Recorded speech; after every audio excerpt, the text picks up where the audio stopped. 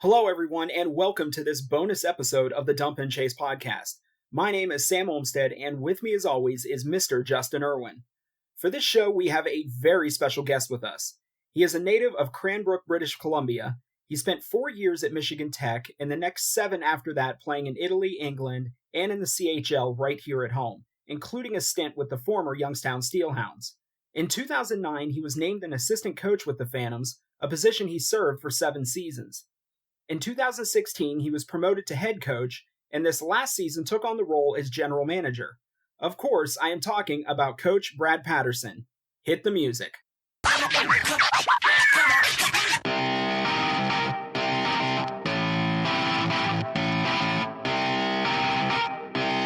Shut up and sit down.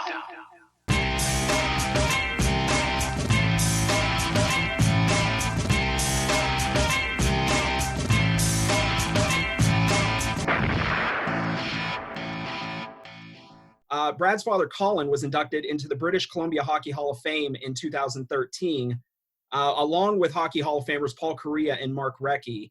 I guess from a coaching standpoint, I have to imagine that's a pretty good person to have a phone call away. Yeah, he's always easy to talk to, being a father, but he's very knowledgeable about the game.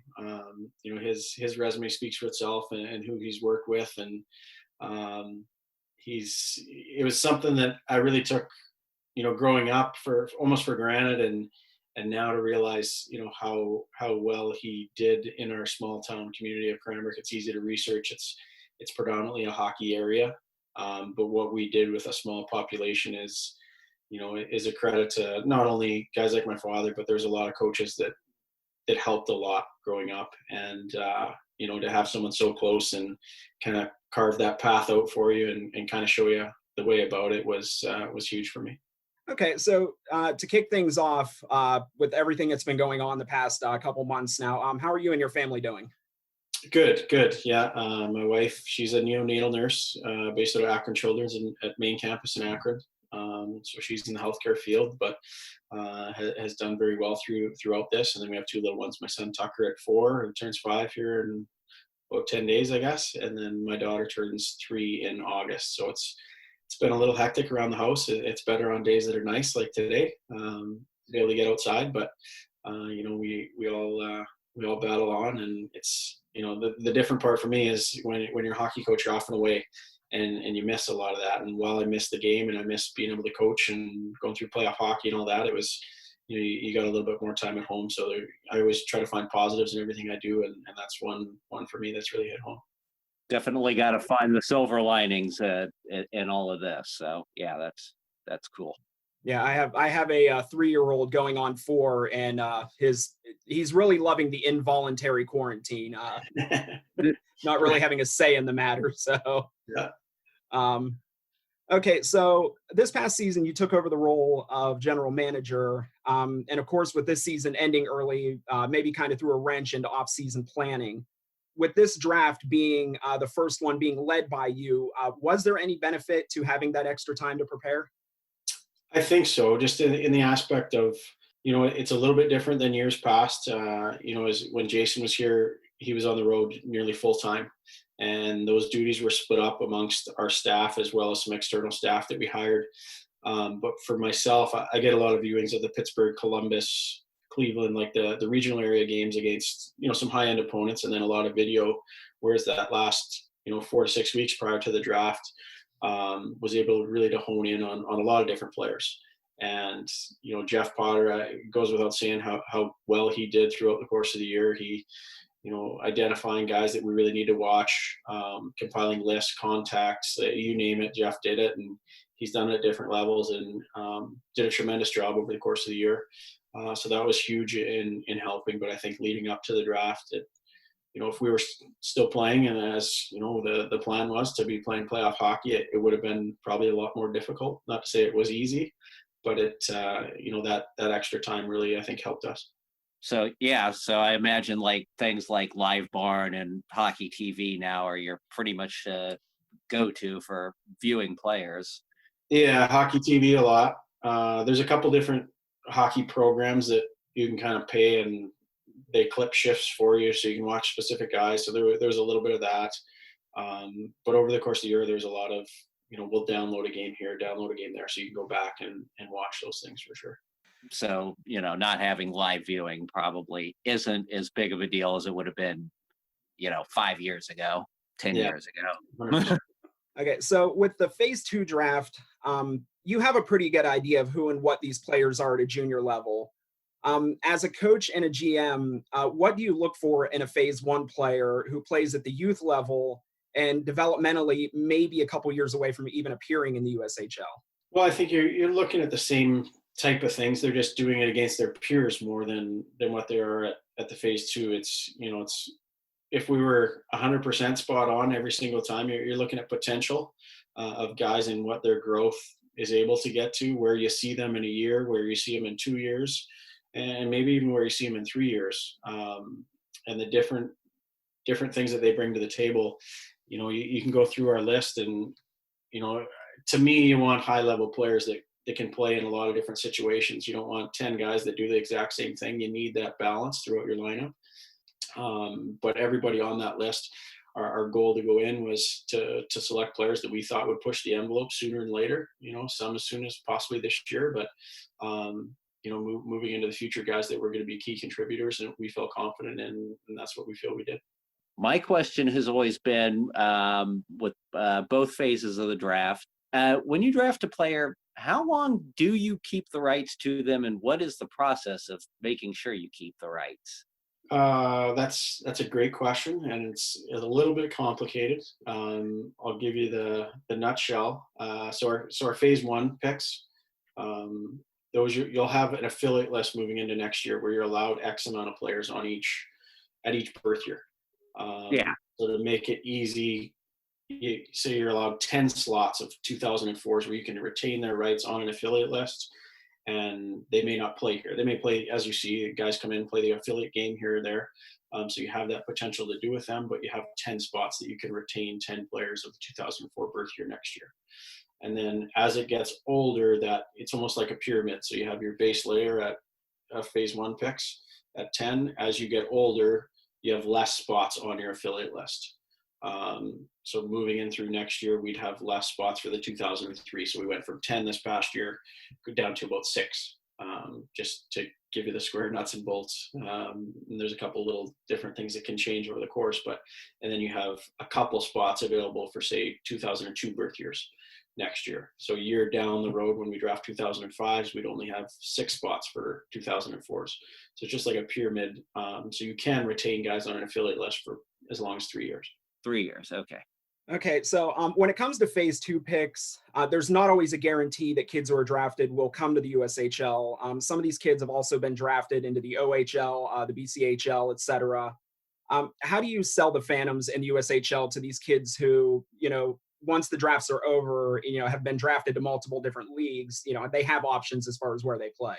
Well, some of that's done prior to the draft. It's not I know a lot of people look at it and think it's, you're always looking for the best talent, but you're also looking to understand what their growth potential is, where they see themselves.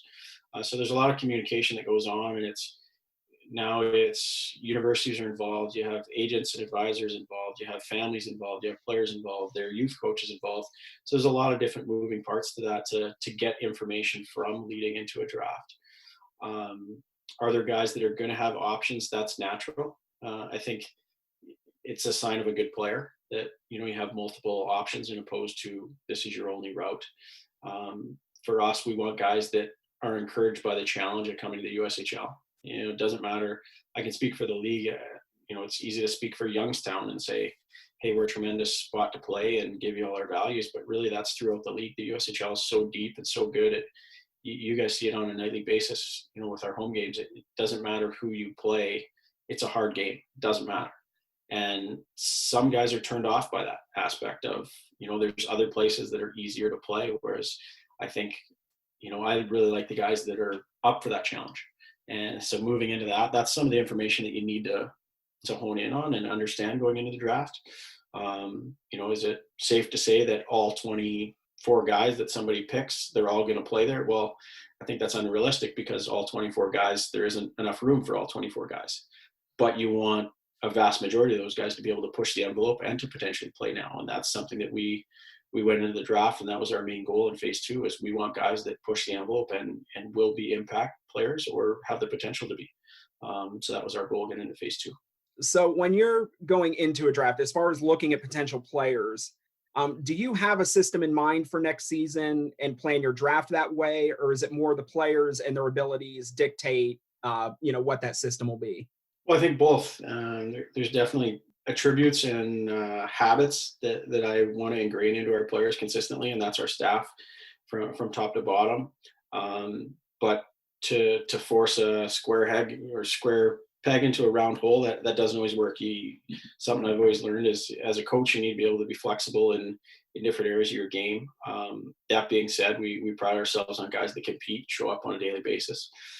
So those habits or those traits, you're going to see from top to bottom. You got to get the guys in town and make sure that what you see in your head is going to play out. So that takes time to adapt.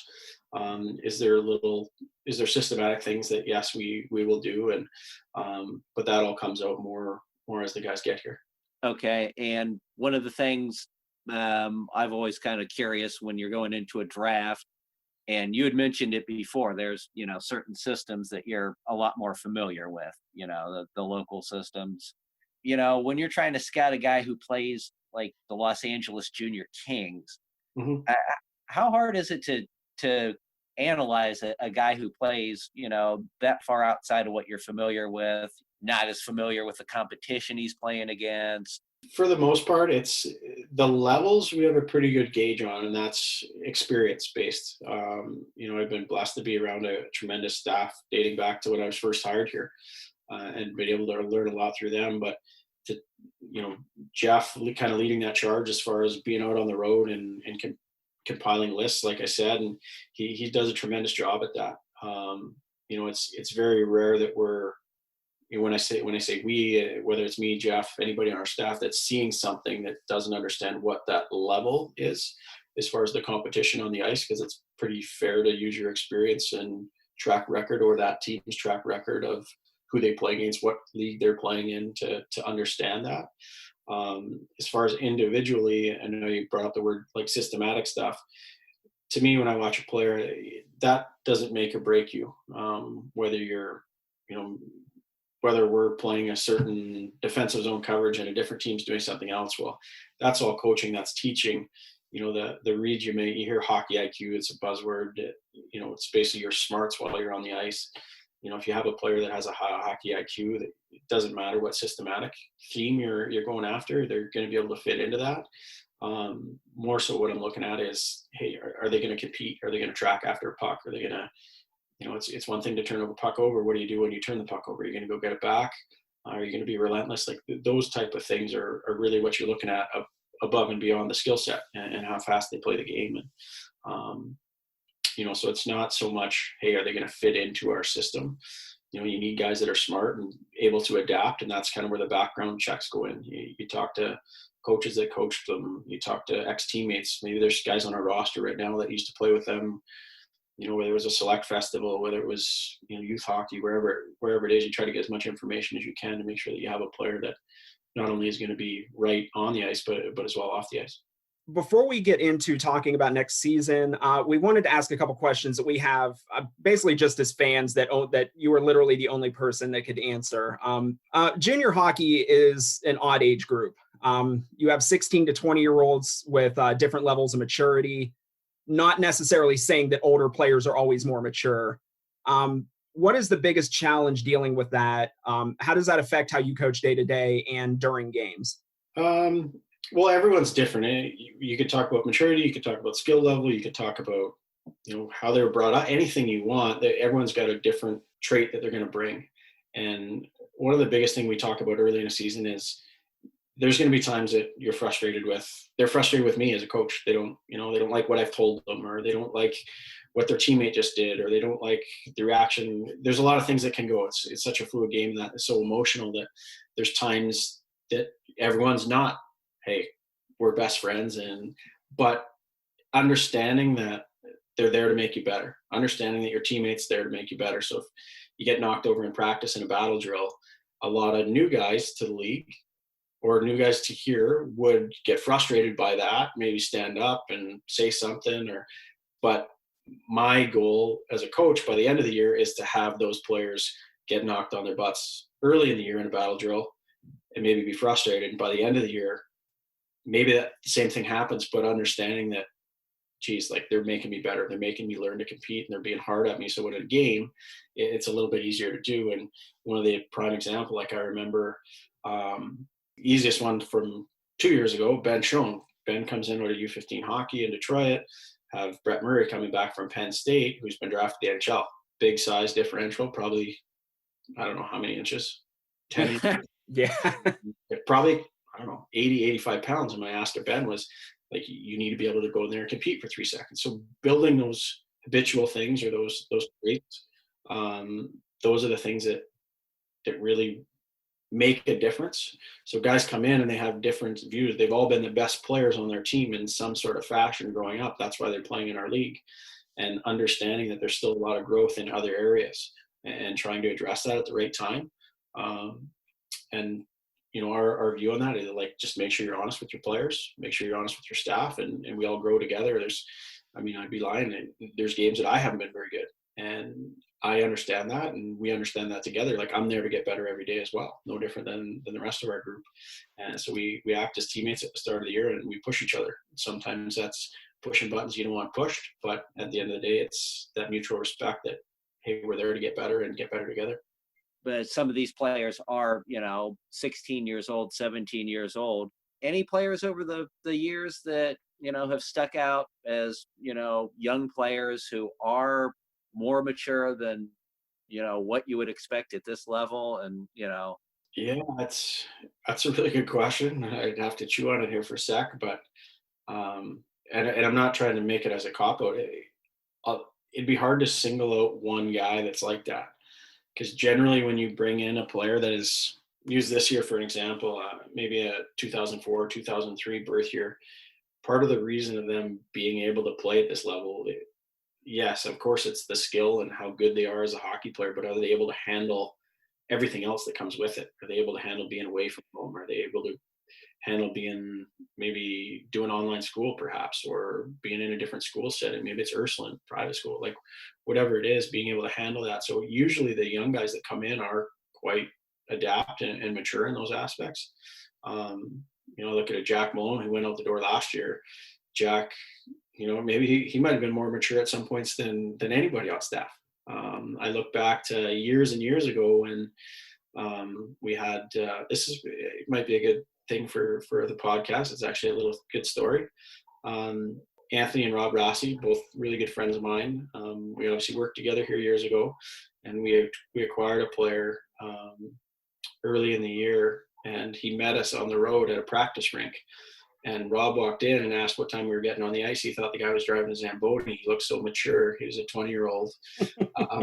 And here we were, like, the staff, that same year, we brought in Kyle Connor and JJ Picnic to tender. And they came in at the same time, and we met them and their families in our locker room. And when we walked in, we introduced ourselves and said hello. The parents thought we were players because we hadn't hit 30 yet, the three of us on staff. And, so there's a lot of funny. I know I got sidetracked there a little bit from what we were just talking about. But was the player who they thought was the Zamboni driver? Was it Marcus McRae or John Padullo? It was Marcus McRae. Yeah. Okay. Yeah. Somehow I just knew. Yeah. So we reached out to a handful of fellow fans and asked if they had any questions that they would want to ask you. And this is a question that came up a few times.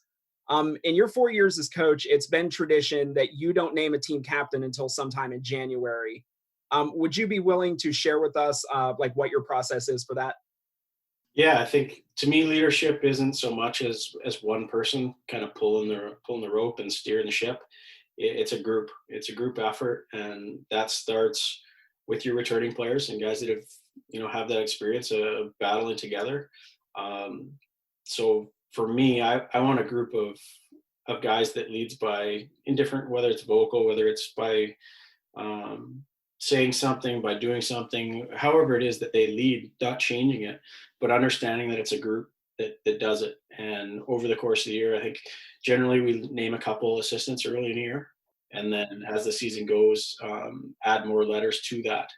And the second part I get asked a lot is, no one's ever done anything as a captain that has taken their letter away. But what we often do is, when it gets to January, when we name a captain, is actually split that assistant letter. So one guy wears it at home, one guy wears it away. So we add to that core consistently. Because to me, if you only have 4 guys that are driving the bus, that bus isn't going very far. But if you have a group that all feels like they're in charge, you often have good results. And it also goes back to another goal. Like my goal with players, whether they wear a letter here, a captain letter, assistant captain, is that they go on to university and they have the ability to be a leader. They have that, and it's almost an experience that they're leaving here. They understand that they were a leader when they were here, and that's the expectation moving forward. So when college programs get our guys, they also understand the program that they came from and what they're getting from those guys. Okay. So I've seen a couple quotes from some other USHL coaches and GMs that they are planning / expecting the season to start on time. Whether or not fans will be allowed to attend being the biggest question mark. Is that how you are going about business leading into the summer? Yeah. I mean, the things that have changed is camp has been pushed back, and that's pretty much league wide. That, we generally did that camp first, second, third week of June. We've pushed that to the last week of July. So from that aspect, it's changed a little bit in terms of planning and kind of setting your 30-man lists, for guys that are going to return in the fall. But by all accounts, yeah, that's the idea that we'll push forward. And how things are going to change between now and then, I don't know. I think that's way above all of our heads, and I'm sure everyone's understanding of that. Will there be changes? I think there probably will be at some stage. What those changes are going to be, I really have no idea. But by all accounts, we're under the impression that we'll be getting going at about the same time as we have been in years past. Like I mentioned earlier, I mean, for certain right now, we're living in strange times. Now, this will be your 5th camp as head coach. I'm sure at this point you have a process that you're comfortable with.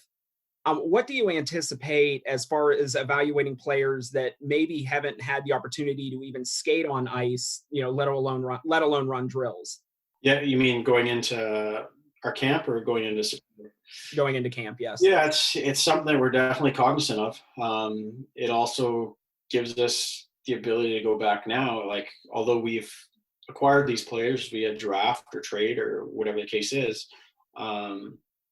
there's a lot out there that we can still watch, and there's never enough. There's times even during the year, there's times that I'll go back to the year previous to watch so and so play and look at some different things.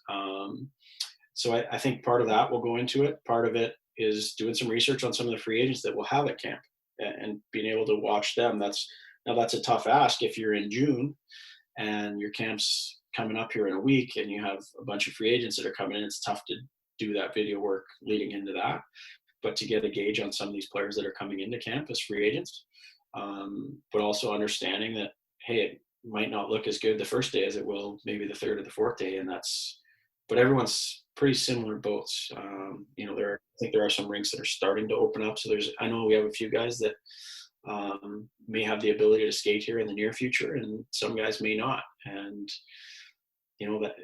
that doesn't, I guess it doesn't change from franchise to franchise. Everyone else is dealing with the same thing as well. So is it a hurdle you got to get through? Yeah, but I don't think that's make or break. Are there any worries about getting import players back in? I think from the aspect of them not being able to cross it, like, right, you guys said it at the start, like, I'm from Western Canada. My plan was to go back in August. Whether that's going to be able to happen or not at that point, I'm hopeful. Whether it's not, I know right now the border's closed till the 21st, I think, of June. So could there be issues with some of these guys getting to camp? Sure. Do I expect those issues to remain in September? I think it's a lot less likely than what you would see here in 2 or 3 weeks. But as far as is there issues? I mean, it's hard to project. Our projection is that we will have the guys that we have selected. or return or whatever import players. Okay, so to finish this up, we wanted to quickly ask you about a couple players. Utsuno Hondo was pretty much a phenom at the youth level. He started out last season on a pretty good hot streak before hitting what I guess you would be the equivalent of a tender wall, being 16 years old. What are you expecting to see out of him this season? Yeah, well, first with him, going into camp last year, he was a guy that we projected as being an affiliate list player. Obviously did unreal at camp, was tremendous, and really gave us no choice but to keep him. And I think that's something that young players, whether they're watching or people know them, like, I think that's something to bring up is, he was selected, I don't have it in front of me, I think he was selected like in the 22nd round of phase 2 when he was a phase 1 birth year. Like, goes a long way. Like, you always will have an opportunity. It's making sure that you are ready at that opportunity, and credit to him to doing that. Now, he came in, I thought he was phenomenal early. I really think he was very good. He got injured right around the end of November or first week of December and missed a weekend. And right after that, flew to Europe, played in the World Championships. So I think he played like 6 or 7 games in 10 days. Hopped on a plane, flew back to Japan, didn't skate for 7 or 8 days, hopped on a plane, flew back to, or I have that wrong, I think he got hurt, didn't play for a week and a half, flew back to Japan for Christmas, came back, played a game in Chicago, flew back overseas. So there was a lot of miles traveled there. Mm-hmm. Especially for a 16-year-old. Yeah, and a lot of hockey that was played. And, he, like I said, he went across the world and played 8 games or 7 games in 10 or 11 nights, then came back and joined us. And I think we jumped out of bus and went on the road. I think at the time we were short body-wise, so he dressed in my expectation of him going in. I was hoping we'd be healthy so we could give him a little bit of a rest or back him off. So I think that travel slowed him down a little bit. But I think by mid-January, again, I thought he was very good. Now, statistically, he might not have done as well as he did at the start of the year, but it's no different than, I think if you looked at the stats from anybody, any team, any year, it's a lot harder as the year gets going and it gets to crunch time. It's harder to get those points. My expectation of him coming back is he has the experience that he's been through it.